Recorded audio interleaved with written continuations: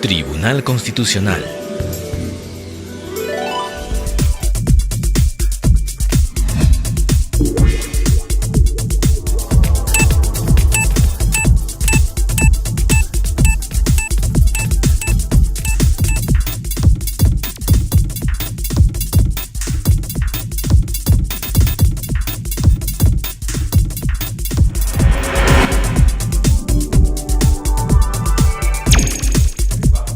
Bienvenidos a la edición del lunes 29 de octubre de 2012 de su noticiero TC al Día, programa producido por el Tribunal Constitucional.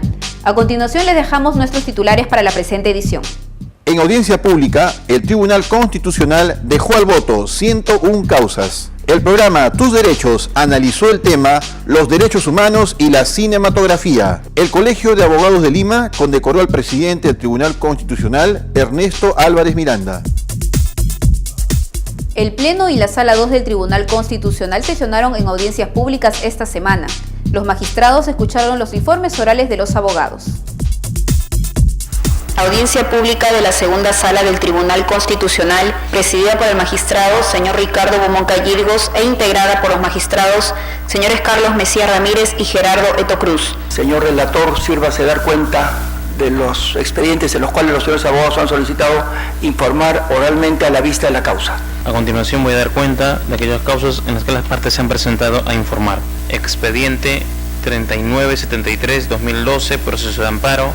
Viene en grado la presente causa, la cual nosotros consideramos que es sumamente clara, señores magistrados. Lo que estamos acá nosotros pidiendo básicamente es que se revoquen las resoluciones venidas en grado y se admita a trámite la demanda. Causa número 26, expediente 4024-2012, proceso de amparo. En representación de la administradora clínica Ricardo Palma, solicitamos se sirvan confirmar la sentencia expedida por la tercera sala civil que declara infundada la demanda interpuesta por la señora Jane Zamudio Espinosa sobre acción de amparo. La pretensión del accionante es que se declare nula la carta de despido que se le cursó en el mes de marzo del año 2010. Audiencia pública del Pleno Jurisdiccional del Tribunal Constitucional, presidida por el magistrado señor Ernesto Álvarez Miranda e integrada por los magistrados señores Óscar Urbiola Jani, Juan Vergara Gotelli, Ricardo Beaumont Callirgos, Fernando Calle Jayén y Gerardo Eto Cruz. Muy buenos días, señores abogados. Se da inicio a la sesión audiencia de pleno del tribunal. Se ha solicitado informar oralmente en las siguientes causas. Expediente número 4036, año 2012, proceso de amparo. El actor ha interpuesto un proceso de amparo contra el Consejo Nacional de la Magistratura. Solicito a vuestro ilustre despacho se desestime el presente recurso de agravio constitucional, se postula ante vuestro despacho constitucional que supuestamente se habría vulnerado un derecho de carácter jus fundamental al momento de expedirse. Durante la audiencia pública del Pleno, el colegiado dejó al voto la demanda de habeas corpus interpuesta por el excongresista José Anaya Oropesa. Causa número 21, expediente número 4184, año 2012, proceso de habeas corpus, interpuesto por José Oriol Anaya Oropesa contra Javier Villestein y otros jueces de la Sala Penal Transitoria de la Corte Suprema de Justicia de la República y otros. En este proceso, el actor José Anaya Oropesa fue sentenciado por la Corte Suprema. Entendemos que aquí se ha vulnerado el acto lesivo sobre la base de la violación de derechos conexos relativos a la libertad física y libertad individual, correlacionado con los derechos a la tutela procesal efectiva, artículo 2 y artículo 139 de la Constitución, y más aún, aplicado el artículo 3 y el artículo 43, principio de interdicción de arbitrariedad. Como consecuencia de una acusación constitucional, la acusación constitucional establece claramente de que a mi patrocinado se le debe acusar por 3 delitos. Punto 1, contra la Administración de Justicia, falsa declaración. Punto 2, contra la fe pública, falsificación de documentos. Y punto 3, delito contra la Administración Pública, peculado. En representación de la Procuraduría del Poder Judicial, muy brevemente paso a exponer los fundamentos por los cuales la sentencia recurrida o el recurso de agravio interpuesto debe ser declarado desestimado. El artículo 100 de la Constitución Política del Estado señala en su última parte que de la acusación fiscal y el auto apertorio de la instrucción no se puede ni exceder ni reducir los términos de la acusación fiscal. Toda aquella que se estaría apartando de este artículo constitucional estaría atentando contra el derecho. En puridad, señores, lo que manifiesta el señor abogado es nuevamente que se revise la sentencia como si esto se tratase un proceso que ha sido debidamente llevado, como lo vuelvo a repetir, como una suprainstancia para emitir si existe o no responsabilidad sobre los hechos que ya han sido materia de juzgamiento. Es por ello que nuestra parte considera que se debe confirmar la sentencia que declaró infundada el recurso de habeas corpus presentado por el hoy favorecido Anaya Oropesa. Los derechos humanos en la cinematografía fue el tema que se abordó en el programa Tus Derechos. A continuación veamos el informe que prepararon al respecto. En casi todos los países a lo largo de su historia han existido violaciones a los derechos humanos. La crítica y la reflexión y el testimonio de estos hechos han sido reflejados por la cinematografía. El día de hoy, en el programa, conversaremos sobre derechos humanos y cine. Soy Francisco Morales y esto es Tus Derechos.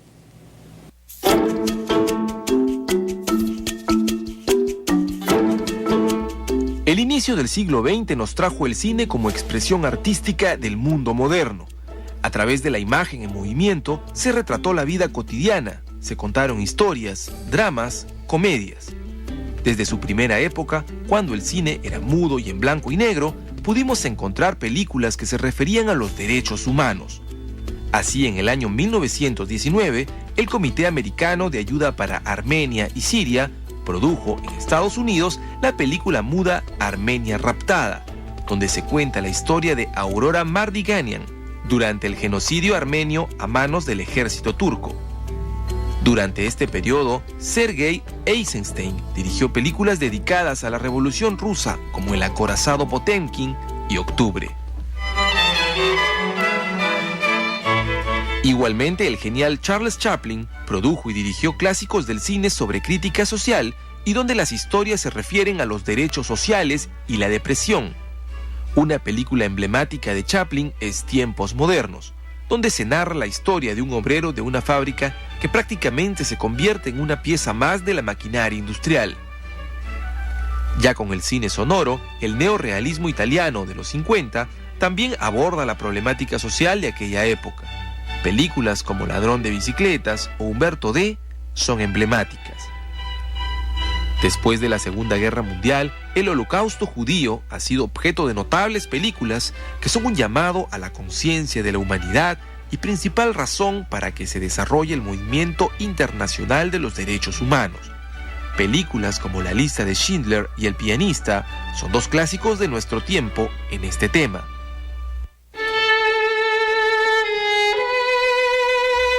En el caso de Estados Unidos, se han producido películas sobre la discriminación racial y el movimiento de los derechos civiles. Malcolm X de Spike Lee es una muestra. La crítica a la guerra de Vietnam y la demostración de lo absurdo de las guerras son abordadas en películas como El francotirador y Apocalipsis Now. En el Reino Unido, una película que trata sobre las detenciones arbitrarias en el marco de ataques terroristas del IRA es En el nombre del Padre, drama que nos presenta las injusticias que puede cometer el Estado en su lucha contra el terrorismo. En el caso de América Latina, muchas películas han desarrollado la temática de los abusos a los derechos humanos cometidos por las dictaduras de los 70s. Un ejemplo es la cinta argentina El secreto de sus ojos. En Perú, un clásico de este género lo debemos a Francisco Lombardi, La boca del lobo, que retrata la matanza de Acomarca, cuyos ejecutores vienen siendo juzgados por el Poder Judicial. El cine como expresión artística moderna también es un medio de promoción de los derechos humanos.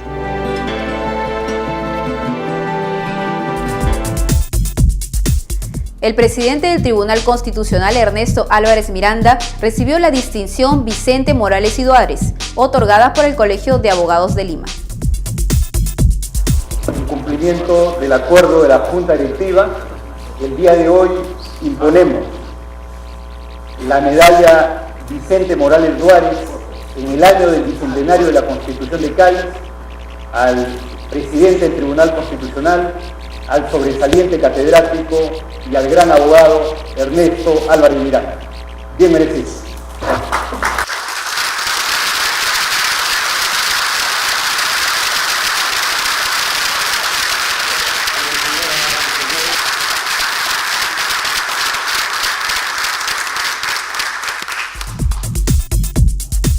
La congresista Marisol Perestello fue la encargada de hacer una semblanza del titular del máximo órgano de justicia constitucional.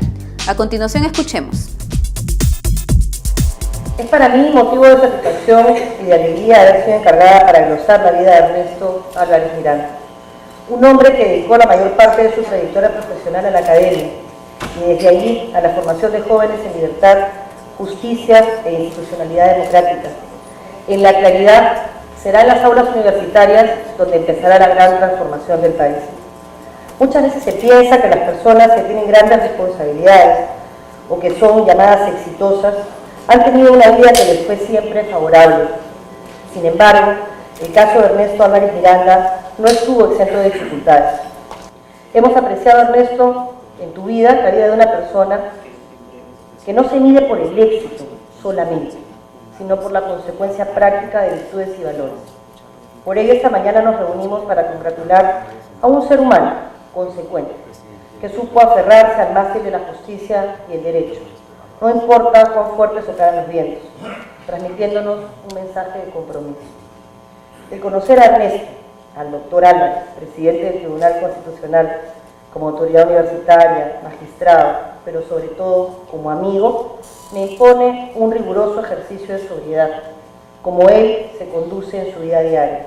Estoy convencida de que no me perdonarías un discurso grandilocuente y sobrecargado, razón por la cual debo dejar las palabras para dar paso al merecido reconocimiento que te distinguen como maestro, como magistrado y como un hombre comprometido con su país. Muchas gracias.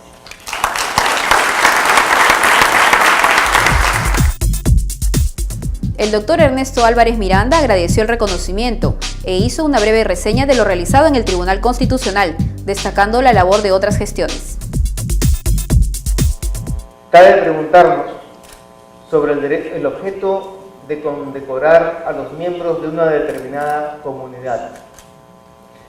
Los premios, las condecoraciones o ascensos pretenden la consolidación de paradigmas de conducta al interior de cualquier grupo social.